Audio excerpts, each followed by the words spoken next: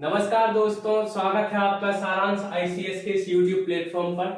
आज हम एक नई शुरुआत करने वाले हैं और नई शुरुआत के साथ हम आपके लिए लेकर आए हैं मध्यकालीन भारत का इतिहास। इसके पहले मैं आपको कुछ इंफॉर्मेशन देना चाहूंगा कि सारांश आईसीएस का ऐप आ चुका है और सारांश आईसीएस का ऐप जो है आप लोग डाउनलोड कर लीजिए। इसमें आपको तीन चीजें मेनली मिलेंगी। पहले तो आपको फ्री कंटेंट मिलेगा।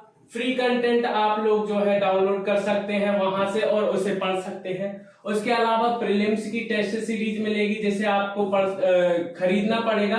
केवल 199 रुपीज में आपको ये जो प्रीलिम्स की टेस्ट सीरीज है वो अवेलेबल है। आप इसे परचेज करके अपनी प्रीलिम्स की जो तैयारी है उसे बूस्ट अप कर सकते हैं। 19 जून को जो आपका पेपर है प्रीलिम्स का एमपीपीएससी का उसे बूस्ट अप कर सकते हैं।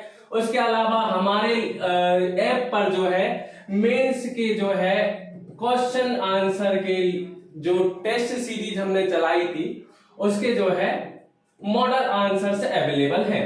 तो इनको आप जो है स्टोर पर जाकर हमारे ऐप के खरीद सकते हैं और परचेज करने के बाद आप इनको एक्सेस कर सकते हैं। इसके अलावा आपको एक और इंफॉर्मेशन देना चाहूंगा। ये इंफॉर्मेशन है पटवारी का बैच।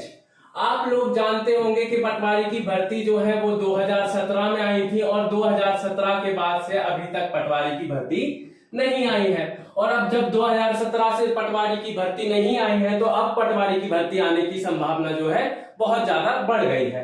तो पटवारी की जब भर्ती आएंगी तो तब तैयारी करने के लिए आपको क्या चाहिए होगा भैया, थोड़ा सा टाइम मिलेगा। लेकिन अगर आप अभी से तैयारी स्टार्ट कर दोगे, जिसकी तैयारी हमारे ऐप पर आपको जो है और यूट्यूब चैनल पर भी आपको करवाई जाएगी, इसमें हम आपके लिए पूरा का पूरा कोर्स लॉन्च करने वाले हैं पटवारी का, जो कि अगले हफ्ते से लॉन्च कर देंगे आपके लिए। और इस ऐप को ज्वाइन करके जो है आप प्राप्त कर सकते हो पूरी की पूरी पटवारी की वीडियो लेक्चर्स आपको मिलेंगे। उसके अलावा नोट्स मिलेंगे और आपके लिए टेस्ट सीरीज भी यहाँ पे मिलेंगी। तो इसके लिए आपको ऐप डाउनलोड करना पड़ेगा सारांश आईसीएस का। चलिए हम शुरुआत करते हैं मध्यकालीन भारत के इतिहास की। और मध्यकालीन भारत के इतिहास में जो पहला चैप्टर होता है वो है मध्यकालीन भारत इतिहास का इस्लाम धर्म का उदय। आपको सबसे पहले पढ़ना होगा इस्लाम धर्म का उदय। अच्छा, इस्लाम धर्म के उदय को आप जब पढ़ोगे तो आप सबसे पहले जानोगे इस्लाम धर्म का अर्थ। तो इस्लाम जो है वो एक अरबी भाषा का शब्द है। किस भाषा का शब्द है? अरबी भाषा का शब्द है जो दो शब्दों से मिलकर बना है। दो शब्द आपको याद रखने हैं। वो दो शब्द कौन कौन से हैं? पहला है सल्म और दूसरा है सिल्म। पहला शब्द क्या है? सल्म है और दूसरा शब्द है सिल्म। अच्छा, आपको दोनों शब्द याद रखने हैं। इस्लाम किस भाषा का शब्द है? पहली बात अरबी भाषा का शब्द है। दूसरा ये दो शब्दों से मिलकर बना है। कौन कौन से? सल्म और सिल्म। सल्म का मतलब क्या होता है? सल्म का मतलब होता है शांति और सिल्म का मतलब होता है समर्पण। तो हमने क्या देखा? इस्लाम जो है वो दो शब्दों से मिलकर बना है। पहला है सल्म और दूसरा है सिल्म। और सल्म का अर्थ क्या होगा भैया? सल्म का अर्थ होगा शांति और सिल्म का अर्थ होगा समर्पण। तीसरी चीज हम क्या देखेंगे? इसका मतलब क्या निकल कर आएगा इस्लाम का? तो इस्लाम का जो अर्थ निकल कर आएगा वो निकल कर आएगा अल्लाह के प्रति समर्पण। तो अल्लाह के प्रति समर्पण जो है इस्लाम शब्द का अर्थ निकल कर आएगा। अगला पॉइंट अगर आप देखो तो इस्लाम धर्म का उदय कब हुआ था और कहां हुआ था, तो आप जानोगे कि भैया इस्लाम धर्म जो है वो उदय हुआ था अरब देश में। अरब देश यानी कि वर्तमान का सऊदी अरब जो है। आप सऊदी अरब जो देखते हो वो क्या कहलाएगा भैया? उदय कहलाएगा इस्लाम धर्म का। यहीं से उदित हुआ था और सऊदी अरब में जो मक्का नामक जगह है वहां से इसका उदय हुआ था। देखो, इसके अनुयायी जो है इनको क्या बोलते हैं? इनके अनुयायियों को बोलते हैं मुसलमान। ये शब्द आप याद रखना, आपको सबको पता होगा मुसलमान। लेकिन मुसलमान शब्द का अर्थ क्या होता है ये बहुत कम लोगों को पता होगा। आपको याद रखना है कि मुसलमान शब्द का अर्थ क्या होता है? अटूट विश्वास होता है। तो हमने क्या देखा? इस्लाम जो है वो दो शब्दों से मिलकर बना है। पहला हो जाएगा सल्म और दूसरा हो जाएगा सिल्म। सल्म का अर्थ क्या है भैया? शांति। और सिल्म का अर्थ क्या है? समर्पण। तो उसके बाद हमने देखा कि अल्लाह के प्रति समर्पण को क्या बोला जाता है? इस्लाम बोला जाता है। या फिर क्या बोला जाता है, मुस्लिम धर्म बोला जाता है। और इसके अनुयायी जो है वो क्या कहलाते हैं, मुसलमान कहलाते हैं। और मुसलमान का अर्थ है अटूट विश्वास। अब अगले पॉइंट में क्या है कि इस्लाम के उदय से पहले अरब में बहुदेववाद और मूर्ति पूजा का प्रचलन था। देखो हुआ क्या था कि जब सऊदी अरब में मोहम्मद पैगंबर साहब का जन्म नहीं हुआ था, उससे पहले जो सऊदी अरब के लोग थे, क्योंकि मनुष्य क्या है भैया, आप लोगों को पता है, अरस्तु ने बोला है मनुष्य क्या है, एक सामाजिक प्राणी है। क्या है, सामाजिक प्राणी है। और जब मनुष्य एक सामाजिक प्राणी है तो भैया आपको पता होना चाहिए मनुष्य एक धर्म भी अपनाएगा जो धारण करने योग्य होगा। अब धर्म अपनाएगा तो सीधी सी बात है वो किसी चीज की पूजा जरूर करेगा, आराधना करेगा, उसके बाद उपासना करेगा। तो इसलिए मनुष्य जो था उस टाइम पे भी उपासना करना चाहेगा। तो उपासना करना चाहेगा तो आप याद रखो कि उस टाइम पे जब मक्का में या फिर सऊदी अरब में मोहम्मद साहब नहीं आए थे, तो उससे पहले क्या हुआ था, वहां के जो लोग थे वो क्या करते थे, बहुदेववाद यानी कि बहुत सारे भगवानों को मानते थे, प्रकृति की पूजा करते थे और मूर्ति की पूजा भी ये लोग करते थे। परंतु जब क्या होता है, पैगंबर हजरत मोहम्मद साहब आ जाते हैं, जो कि क्या माने जाते हैं, प्रवर्तक माने जाते हैं इस्लाम धर्म के। और इस्लाम धर्म के प्रवर्तक का जन्म जब हो जाता है तो वो इस्लाम धर्म का प्रचार प्रसार करते हैं और बहुदेववाद और मूर्ति पूजा का जो है खात्मा हो जाता है। और धीरे धीरे यहाँ पर कौन से इस्लाम धर्म आ जाता है। अगले में आप देखोगे पैगंबर मोहम्मद साहब के बारे में हम थोड़ा सा जान लेते हैं कि ये कौन है। तो पैगंबर मोहम्मद साहब का जन्म आपको पता है 570 ईस्वी में हुआ था। और कहां हुआ था, तो याद रखना मक्का के कुरैश कबीले में हुआ था। क्वेश्चन आपसे पूछा जाएगा प्रीलिम्स में या पटवारी में, किसी अदर एग्जाम में आपसे पूछा जाएगा कि पैगंबर मोहम्मद साहब का जन्म या फिर हजरत मोहम्मद साहब का जन्म कहां हुआ था, तो आप याद रखना मक्का में हुआ था। दूसरी बात, किस कबीले में हुआ था, तो कुरैश कबीले में हुआ था। कब हुआ था, 570 ईस्वी में हुआ था। इनके पिता का नाम क्या था, तो इनके पिता का नाम था अब्दुल्ला और माता का नाम क्या था, तो माता का नाम था अमीना। ये बात भी आपको याद रखनी है। जब ये पैदा नहीं हुए थे उससे पहले ही क्या हुआ था, इनके पिता की जो है मृत्यु हो गई थी। इनके पिता की मृत्यु कब हो गई थी, इनके पैदा होने से पहले हो गई थी। और जब ये 6 वर्ष के थे, कितने वर्ष के थे, 6 वर्ष के थे, जब इनकी माता अमीना की भी मृत्यु हो गई थी। इस बात को आप लोग जो है याद रखिएगा। अच्छा, इसके बाद क्या हुआ, इसके बाद इनकी शादी भी होनी है। तो शादी होनी है तो आप याद रखना इनकी पत्नी जो है उनका नाम है खादीजा। एक बात मैं आपको बता दूं जो कुछ किताबों में मिलती है, कहीं ज्यादा जगह नहीं मिलती है, कि पैगंबर मोहम्मद साहब ने टोटल कितनी शादियां की थी, तो इन्होंने टोटल कितनी शादियां की थी, 13 शादियां की थी। और 13 शादियों से इनको क्या प्राप्त हुए थे भैया, 4 पुत्र प्राप्त हुए थे और 3 पुत्रियां प्राप्त हुई थी। इस प्रकार से ये इनका बायोडाटा थोड़ा सा है। अच्छा, इन पत्नियों में से 13 पत्नियों में से जो इंपॉर्टेंट थी वो पत्नी कौन सी थी, तो वो पत्नी जो आपको याद रखनी है उनका नाम था खादीजा। तो इनकी इंपॉर्टेंट पत्नी कौन थी, खादीजा, जिन्हें आप लोग याद रखते हैं और क्वेश्चंस में यही पूछी जाती है। 25 वर्ष की आयु थी इनकी और 40 वर्ष की एक व्यवसायी कन्या यानी कि व्यवसायी विधवा से इन्होंने शादी की, जिसका नाम क्या था, खादीजा था। अच्छा, इनका प्रारंभिक नाम भी था, ये भी आपको याद रखना, प्रारंभिक नाम क्या था, अल अमीन। क्वेश्चन पूछा जाएगा पैगंबर मोहम्मद साहब का जो प्रारंभिक नाम है वो क्या था, तो पैगंबर मोहम्मद साहब का प्रारंभिक नाम क्या था, अल अमीन था। अच्छा, इन्हें कुरान में क्या कहा गया है, इन्हें कुरान में मोहम्मद भी कहा गया है और अहमद भी कहा गया है। 2 शब्द का यहाँ पे उल्लेख मिलता है। आगे अपन देखेंगे कुरान क्या है, मोहम्मद बाकी वगैरह चीजें देखेंगे, लेकिन यहाँ पे आप याद रखो कि प्रारंभिक जो नाम है इनका क्या है, अल अमीन है।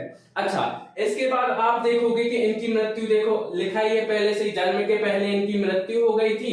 और इनकी मृत्यु के मतलब ये जब 6 वर्ष के थे तब उनकी माता की मृत्यु हो गई थी। तो देखो, जब माता की मृत्यु हो गई है 6 वर्ष की उम्र में, तो इनका पालन पोषण तो करना पड़ेगा। अब पालन पोषण कौन करेगा, तो इसके लिए अपन देखते हैं अगली स्लाइड को।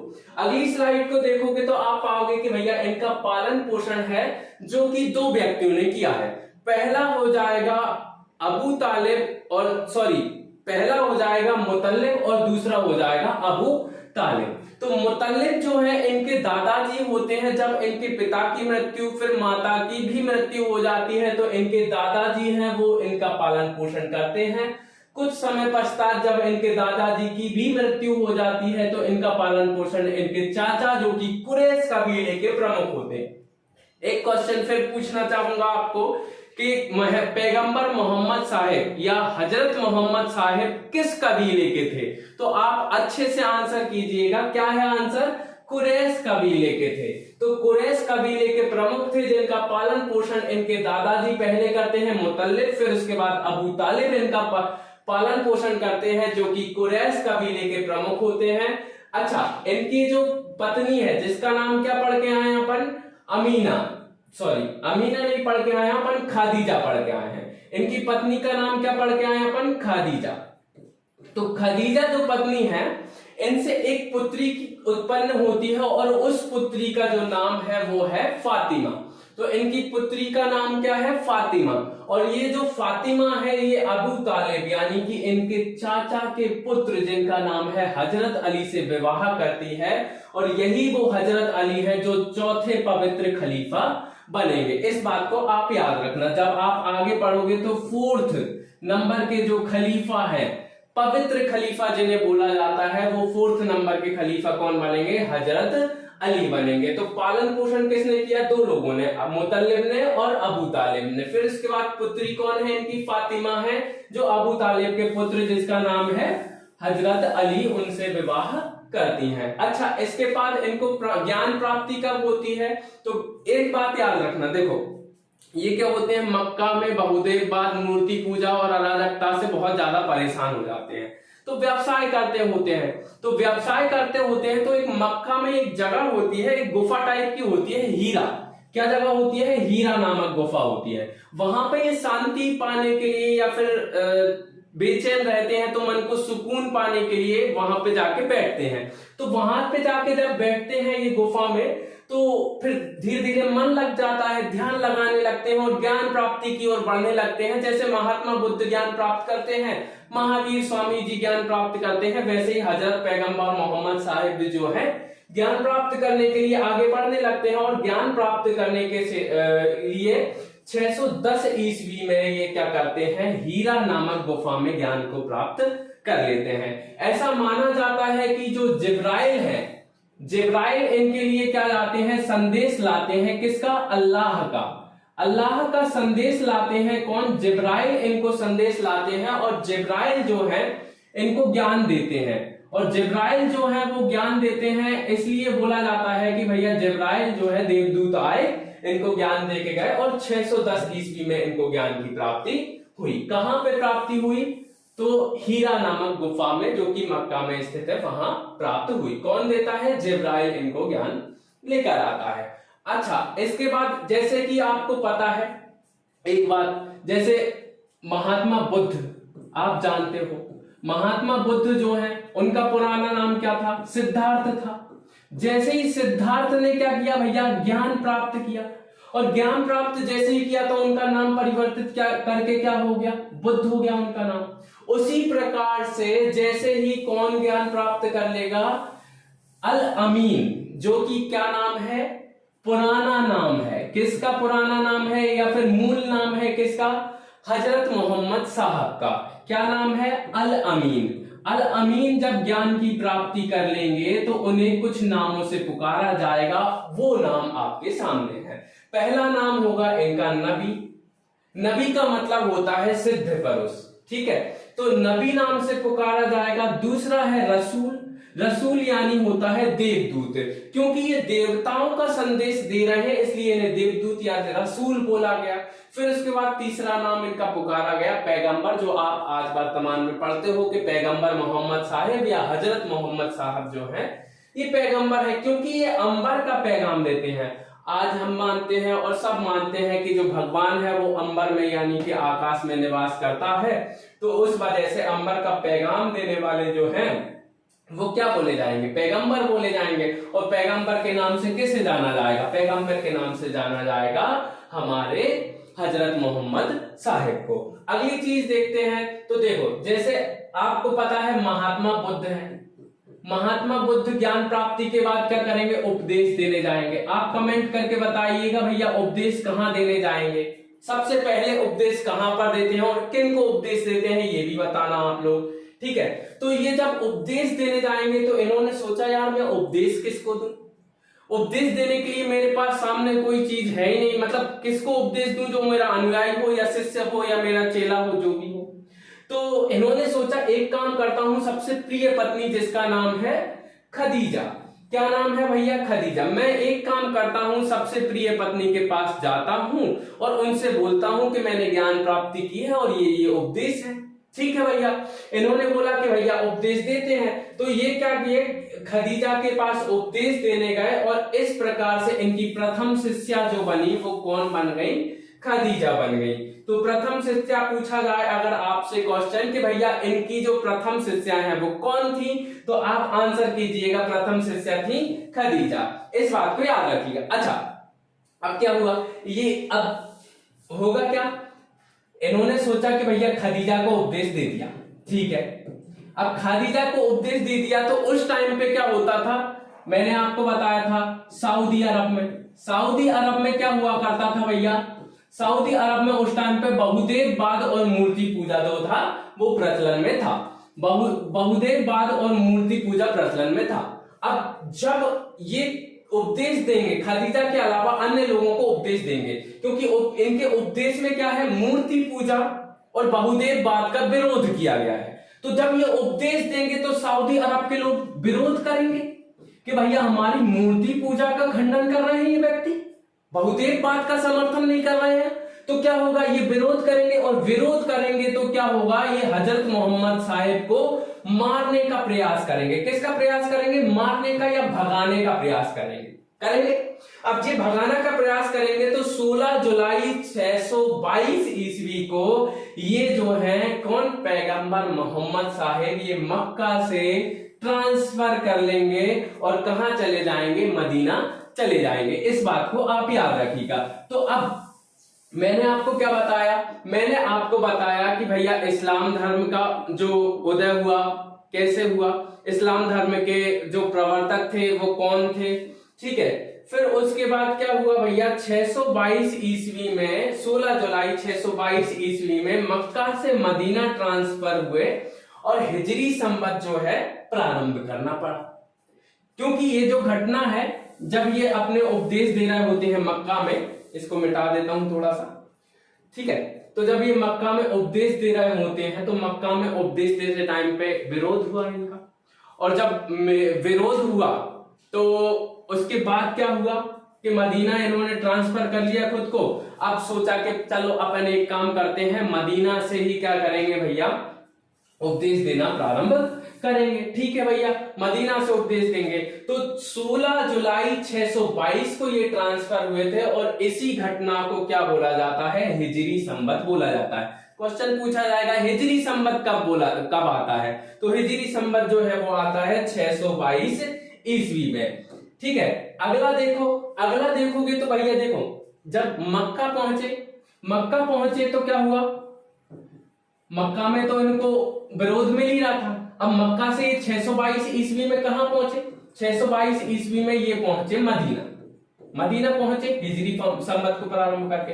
अब मदीना में जैसे ही पहुंचे तो दिक्कत ये हो गई कि मदीना में भी विरोध करेंगे लोग, तो अब इनको क्या करना पड़ा भैया, इनके कुछ अनुयायियों के साथ ये जो है कहां पहुंच गए, ये पहुंच गए मदीना, ठीक है। अब मदीना पहुंचने के बाद क्या हुआ भैया, मदीना में इन्होंने कुछ लड़ाइयां लड़ी, कुछ प्रमुख लड़ाइयां आपको मैं बताता हूं। पहली लड़ाई इन्होंने लड़ी बद्र की लड़ाई, जो लड़ी 624 ईस्वी में, 624 ईस्वी में इनको बद्र की लड़ाई लड़नी पड़ी। फिर उसके बाद इनको दूसरी लड़ाई लड़नी पड़ी, ओहद की लड़ाई, जो कि 625 ईस्वी में लड़नी पड़ी। इसके अलावा इनको खंदक की लड़ाई 627 ईस्वी में लड़नी पड़ी। तो इनको क्या करना पड़ा भैया, कुछ लड़ाइयां लड़नी पड़ी जो बहुत इंपॉर्टेंट है इनके लिए। इसी के कारण ये मदीना में क्या कर पाएंगे, अपना केंद्र बना के जो है सत्ता स्थापित कर पाएंगे और अपना जो है धर्म राज्य, जिसे आगे चल के खिलाफत बोला जाएगा, उसकी स्थापना कर पाएंगे। तो इन्होंने कितनी लड़ाइयां लड़ी भैया, मेनली 3 लड़ाइयां आपको याद रखनी है इन्होंने मदीना में आके लड़ी। पहली बद्र की लड़ाई, दूसरी ओहद की लड़ाई और तीसरी खंदक की लड़ाई। इसके लिए आपको एक ट्रिक बताता हूं। मान लो एक छोटा बच्चा है, वो क्या करता है, बहुत ज्यादा ऊधम करता है। अब बहुत ज्यादा ऊधम करता है तो वो क्या करता है, बातें भी बहुत करता है, जिन्हें आप बोलते हो बक बक। तो ये बहुत ज्यादा बक बक करता है। तो मदीना के जो लोग थे वो भी बहुत ज्यादा बक बक करते थे, इसलिए जो पैगंबर मोहम्मद साहब थे उन्होंने 3 लड़ाइयां लड़ी, वो भी इसी नाम से लड़ ली। क्या नाम से लड़ ली भैया, BAK से लड़ी है। इसका मतलब क्या है, B से हो जाएगा बद्र की लड़ाई, A से हो जाएगा ओहद की लड़ाई और K से हो जाएगा खंदक की लड़ाई। इस प्रकार से 3 लड़ाइयां जो है किसने लड़ी, पैगंबर मोहम्मद साहब ने लड़ी। इसके अलावा भी और लड़ाइयां लड़ी थी, लेकिन वो ज्यादा इंपॉर्टेंट नहीं थी, आपको याद रखना है तो ये 3 लड़ाइयां। फिर उसके बाद अंततः ये क्या हो गए, सफल हो गए और मदीना को अपना केंद्र बनाकर मुसलमानों पर जो है, मुसलमान आपको मैंने बताया था, मुसलमान शब्द का अर्थ क्या होता है, अटूट विश्वास होता है, और ये इस्लाम के अनुयायी होते हैं। जब ये इस्लाम के अनुयायी होते हैं तो इन्हीं के साथ जो है शासन करना प्रारंभ किया, इन्हीं पर शासन करना प्रारंभ किया पैगंबर मोहम्मद साहब ने। और पैगंबर मोहम्मद साहब जो है यहाँ पे शासन करना प्रारंभ करते हैं। अच्छा, धीरे धीरे क्या करेंगे, ये जब शासन करेंगे उस टाइम पे क्या होगा भैया, क्षेत्र थोड़ा सा विस्तृत नहीं होगा। कहां होगा, सीमित क्षेत्र होगा, कहां पर केवल और केवल मदीना पे शासन कर रहे होंगे। लेकिन धीरे धीरे अपना क्षेत्र का विस्तार करेंगे। किस दम पे करेंगे, कभी कभी लड़ाइयां भी लड़नी पड़ेंगी, कभी कभी उपदेश भी देंगे। तो इस प्रकार से क्या करेंगे, ये जो शासन है उसका विस्तार करेंगे। तो 630 ईस्वी में इनको कहां से भगाया गया था, 622 ईस्वी में याद करो, इनको भगाया गया था मक्का से। तो ये जाएंगे वापस, कहां जाएंगे, मक्का वापस जाएंगे। और मक्का वापस जाकर ये बोलेंगे 630 ईस्वी में कि लाओ हमारा मक्का वापस दो, हम यहाँ पर पैदा हुए थे और हम यहाँ पर हीरा नामक गुफा में ज्ञान प्राप्त करके गए थे और यहाँ पर हमारा साम्राज्य चलेगा, यहाँ पर हमारी जो है खिलाफत चलेगी। और ये जहां पर अधिकार कर लेते हैं 630 ईस्वी में। तो मक्का को भी मत भूलना और मदीना को भी मत भूलना, ये दोनों इनके साम्राज्य में जो है शामिल हो गए। साम्राज्य इन द सेंस खिलाफत में शामिल हो गए। 632 ईस्वी में क्या होता है, 2 साल बाद ही इनकी जो है मृत्यु हो जाती है। तो इस प्रकार से पैगंबर मोहम्मद साहब जो है इस्लाम धर्म की स्थापना कर देते हैं और इनके अनुयायियों के लिए एक जो है पूरा का पूरा साम्राज्य बनाकर छोड़ देते हैं।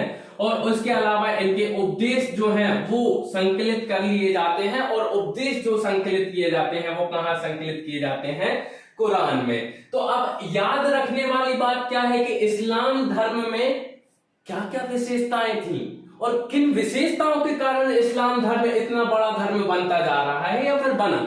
तो अब देखो, सबसे पहली बात, ये एकेश्वरवाद पर बल लेते थे। और आज भी आप अगर देखो कि जो धर्म एकेश्वरवाद पर बल देता है वो धर्म जो है विशेष रूप से क्या होता है, प्रसिद्ध पाता है।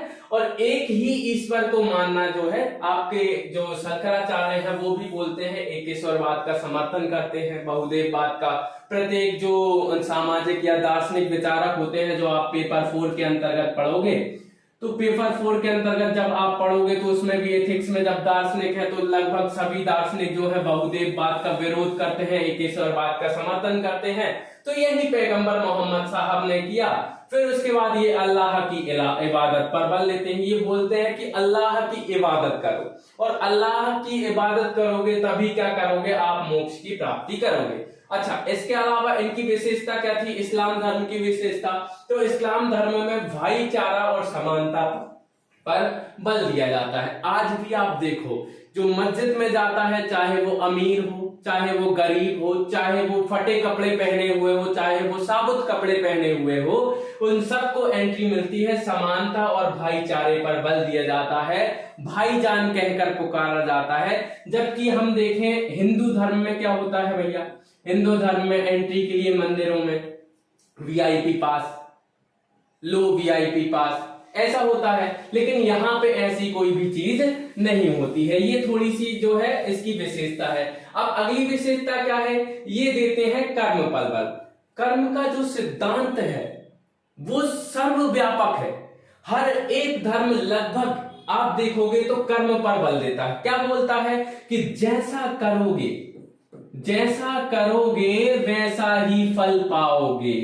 ठीक है, तो जैसा करोगे वैसा फल पाओगे, इसी सिद्धांत को ये भी बोलते हैं। उसके अलावा स्वर्ग नर्क की अवधारणा पर बल देते हैं कि ये जो स्वर्ग है जन्नत है और नर्क जो है वो जहन्नुम है। इस प्रकार की बातें करते हैं। उसके अलावा मूर्ति पूजा का भी विरोध करते हैं और इनका जो पवित्र ग्रंथ है उसका नाम है कुरान शरीफ। इस बात को आप याद रखिएगा। अगर आपसे पूछ लिया जाए भैया कि इस्लाम धर्म की जो विशेषता है वो क्या क्या है, तो आप जो है थोड़ी सी ये पॉइंट को याद रखिएगा। आपसे मैं दूर हट जाता हूं, आप स्क्रीनशॉट ले सकते हैं।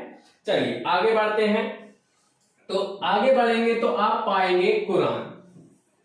कुरान क्या है, कुरान क्या है भैया?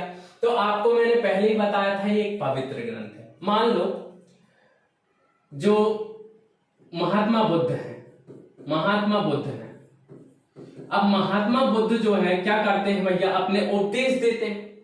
अगर उनके उपदेशों का संकलन न किया जाए, उनके उपदेशों को जो है लिख कर ना रखा जाए, तो उपदेश ग्रहण करने वाले धीरे धीरे उपदेश भूलते जाते हैं और धीरे धीरे धर्म जो है वो समाप्त होने लगता है। तो क्या होगा भैया, एक ग्रंथ में जो है उपदेश संकलित करके रखना जरूरी है। तो इसके लिए क्या किया, पैगंबर मोहम्मद साहब के जो उपदेश हैं उनको संकलित करके रखा गया एक ग्रंथ में, जिसे बोला गया कुरान। और कुरान जो है वो पवित्र ग्रंथ माना जाता है इस्लाम धर्म का। और इसका प्रथम संकलन हुआ 633 ईस्वी में। 632 ईस्वी में जो है मृत्यु हो गई थी किसकी, 632 ईस्वी में मृत्यु हो गई थी हजरत मोहम्मद साहब की। और इनकी मृत्यु के पश्चात ही 1 साल बाद संकलन किया गया। लेकिन क्या होता है, धीरे धीरे बढ़ता जाता है ज्ञान जो है और समेटते जाते हैं। और ये भी उपदेश दिया था, वो भी उपदेश दिया था, ये भी जोड़ लो, वो भी जोड़ लो। तो सारी चीजें जोड़ने के पश्चात इसका अंतिम जो संकलन हुआ, कई बार संकलन हुआ इसका, तो अंतिम संकलन हुआ 653 ईस्वी में। और ये किया था जैद इब्न थाबित ने। इस बात को आप याद रखिएगा। क्वेश्चन पूछा जाएगा कि किसने किया था अंतिम संकलन और कब किया था, कुरान का।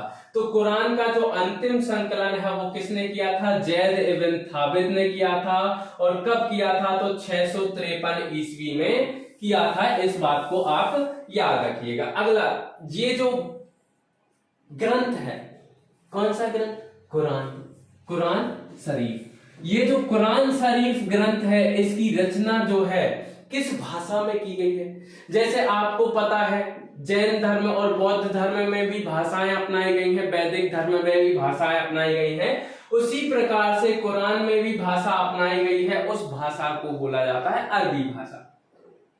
कोई वीर योद्धा हो तो वो बता सके भैया कि पाली भाषा किसमें यूज की थी और प्राकृत भाषा किसमें यूज की थी। तो आप जो है अगर वीर योद्धा है तो कमेंट करके बताइए पाली भाषा किस धर्म ने यूज की थी और प्राकृत भाषा किस धर्म ने यूज की थी।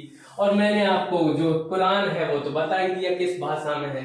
चलिए अब इसमें जो अध्याय होते हैं, चैप्टर होते हैं, किसी भी बुक में चैप्टर होते हैं, उनको क्या बोला जाता है, सूरा बोला जाता है। और इसमें टोटल 114 सूरा थे। इस बात को आप याद रखिएगा। ये कुरान के बारे में थोड़ी बहुत जानकारी है। चलिए अगला देखते हैं। तो इस्लाम के 5 स्तंभ है। इस्लाम के 5 स्तंभ कौन कौन से हैं, तो आप देखोगे कलमा है, नमाज है, जकात है, रोजा है और हज है।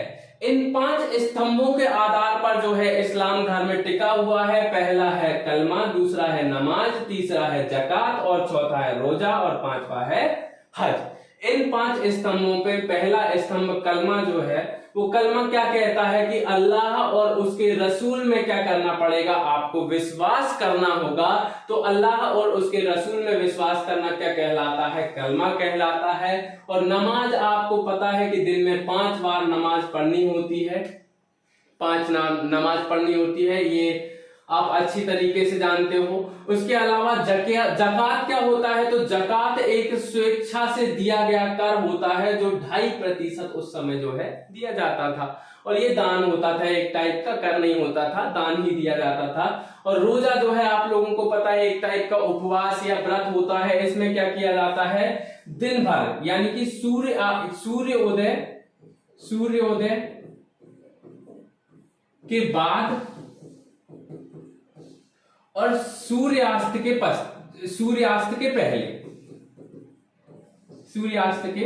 पहले क्या किया जाएगा भैया, यानी कि दिन भर अल्लाह की इबादत की जाएगी। किसकी इबादत की जाएगी, अल्लाह की इबादत की जाएगी। कैसे की जाएगी, तो ये जो इबादत की जाएगी वो कैसे की जाएगी, बिना खान पान के की जाएगी, या ना कुछ पिया जाएगा ना ही कुछ खाया जाएगा सूर्योदय के बाद और सूर्यास्त के पहले तक। और सूर्यास्त के पश्चात जो है अपना जो उपवास है वो तोड़ सकते हैं और खा पी सकते हैं। और ये जो लास्ट है वो सबसे इंपॉर्टेंट है, जिसका नाम है मक्का की यात्रा। और आपको इस बात को याद रखना होगा कि जो मुसलमान होता है और जो मुसलमान है वो जीवन में एक बार मक्का की यात्रा उसे जरूर करनी चाहिए। और यही मक्का की यात्रा जो है हज कहलाती है। और इस्लाम धर्म में इस यात्रा को जो बुक है बहुत पवित्र माना जाता है। इसके बाद आगे देखें तो आगे आप पाएंगे, देखो होता क्या है, पैगंबर मोहम्मद साहब थे, पैगंबर मोहम्मद साहब, एक मिनट, जो पैगंबर मोहम्मद साहब हैं, पैगंबर मोहम्मद, ये जो है मक्का में ज्ञान प्राप्त करते हैं। आपको पता है मक्का में कहां पे ज्ञान प्राप्त करते हैं, हीरा नामक गुफा में ज्ञान प्राप्त करते हैं। कब ज्ञान प्राप्त करते हैं, 610 ईस्वी में ज्ञान प्राप्त करते हैं। 610 ईस्वी में ही करते हैं ना। जब ये ज्ञान प्राप्त करते हैं उसके बाद क्या करते हैं, मक्का से मदीना जाते हैं। नहीं, 610 ईस्वी में नहीं, अब पिछली साइड में देखिए, तो पिछली साइड में आपको देखने को मिलेगा, थोड़ा सा मैं कंफ्यूज हो गया हूं, तो ये हाँ 610 ईस्वी में ही है। तो 610 ईस्वी में जो है ज्ञान प्राप्त करते हैं, 610 ईस्वी में। अब 610 ईस्वी में इन्होंने जब ज्ञान प्राप्त किया था उसके बाद क्या होते हैं, ये मक्का से मदीना आ जाते हैं, क्योंकि मक्का में विरोध होता है तो मदीना आते हैं। और मदीना कब आते हैं, तो ये आते हैं 622 ईस्वी में, जिसे क्या बोला जाता है, हिजरी संवत बोला जाता है। तो पैगंबर मोहम्मद साहब मदीना आए और 630 ईस्वी में ये मक्का पर भी अधिकार करते हैं और 3 लड़ाइयां लड़ते हैं। याद करो कौन कौन सी 3 लड़ाइयां, बद्र की लड़ाई, औदक की लड़ाई और खंदक की लड़ाई, ये 3 लड़ाइयां लड़ते हैं। और पैगंबर मोहम्मद साहब जो है एक पूरा का पूरा जो है साम्राज्य बना लेते हैं। अच्छा देखो आपको मैप बताता हूं, मैं मैप आपको देखेगा तो ज्यादा सही दिखेगा। देखो ये है सऊदी अरेबिया, ये यहाँ पे जो जितना एरिया दिखाई दे रहा है ये है सऊदी अरेबिया, ये पूरा का पूरा क्षेत्र सऊदी अरेबिया है। यहाँ पे है जो मदीना है वो है।